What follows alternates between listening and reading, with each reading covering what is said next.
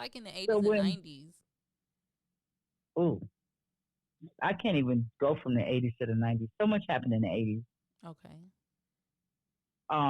Reaganomics came in. Um, the economy dried up. Mm.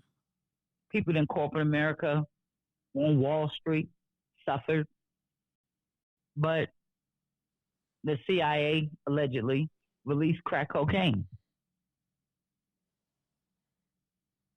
after they had already allegedly released heroin. And when it just hit the mainstream, it's like everyone you know, imagine growing up, right? And everyone has a mother and a father. Everybody you know. There's not a single person you don't know that does not have a mother and a father. Everyone had a mommy and a daddy in the household. And then overnight, there was none. Mm. Overnight, there were none because they was out robbing, stealing, they was smoking rocks. Everyone, you still showed them respect unless you was selling to them. Mm. You still try to show them some love, might give them a little credit until they ain't pay you back. And it was, but it was.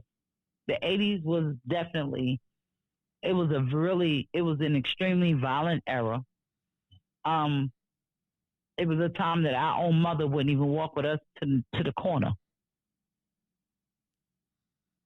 because we were going to funerals every week. Someone was dying. That's scary.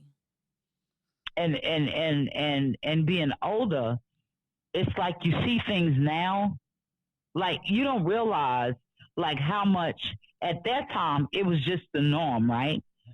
But being older, you don't realize how much that actually caused how you were traumatized. Yeah. Because a lot of us in my generation, we don't have feelings about none of that. It is what it is.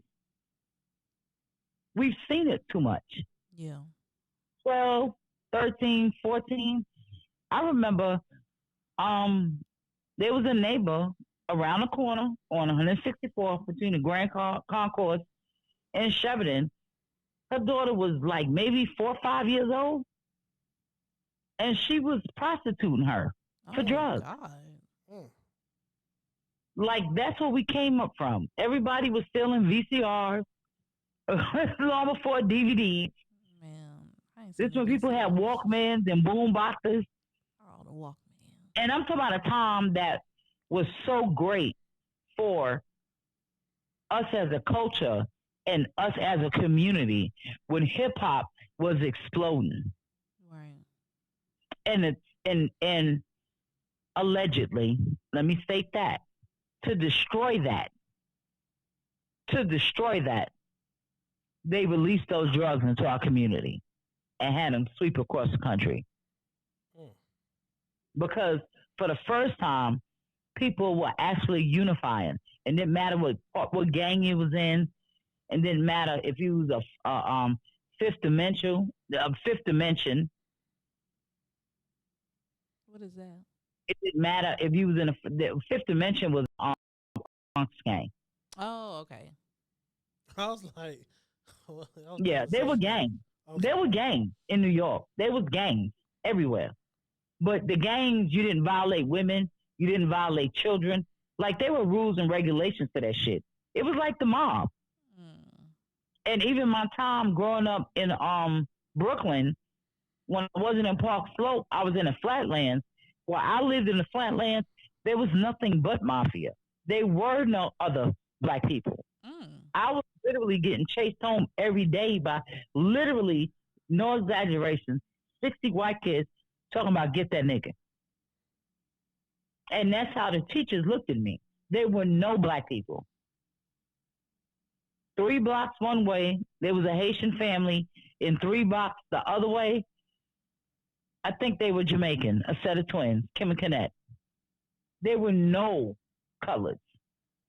You couldn't go to public pools.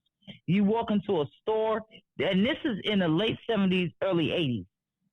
My sister and I would walk into a store in broad daylight that's packed, and they would tell us that shit was closed.